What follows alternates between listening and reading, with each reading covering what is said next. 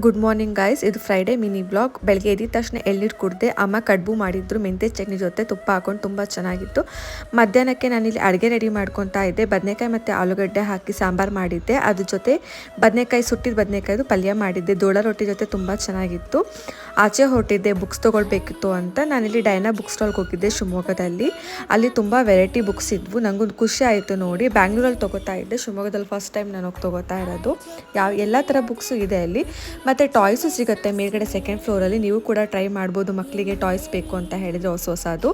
ಆಮೇಲೆ ನಾನಿಲ್ಲಿ Harry Potter book ತೊಗೊಂಡೆ. ಮೂವಿ ನೋಡಿದ್ದೀನಿ, ಬಟ್ ಬುಕ್ ಓದಬೇಕು ಅಂತ ಆಸೆ ಇತ್ತು, ಅದಕ್ಕೆ ಫಸ್ಟ್ ಚಾಪ್ಟರ್ ತೊಗೊಂಡಿದ್ದೀನಿ ನಾನು. ಬುಕ್ ಸೈಡ್ ಆಪೋಸಿಟೇ ತನು ಜ್ಯೂಸ್ ಸೆಂಟರ್ ಇತ್ತು. ನಾನು ಮ್ಯಾಂಗೋ ಮಿಲ್ಕ್ ಶೇಕ್ ತೊಗೊಂಡೆ. ಹಸ್ಬೆಂಡ್ ಮಂದಿ ಆರೆಂಜ್ ಜ್ಯೂಸ್ ತೊಗೊಂಡು. ತುಂಬ ರೀಸನಬಲ್ ಪ್ರೈಸ್ ಆಗೇ ಇತ್ತು. ನೀವು ಶಿವಮೊಗ್ಗದಲ್ಲಿ ಇದ್ದರೆ ಟ್ರೈ ಮಾಡಿ. ಅದಾದಮೇಲೆ ಜಿಲೇಬಿ ತೊಗೊಂಡು ಮನೆಗೆ ಹೊರಟ್ವಿ. ಊಟ ಆದಮೇಲೆ ನಾನು ಬುಕ್ಸ್ ಓದಿ ಮಲ್ಕೊಂಡೆ. ನೆಕ್ಸ್ಟ್ ವ್ಲಾಗಲ್ಲಿ ಸಿಗೋಣ. Thank you.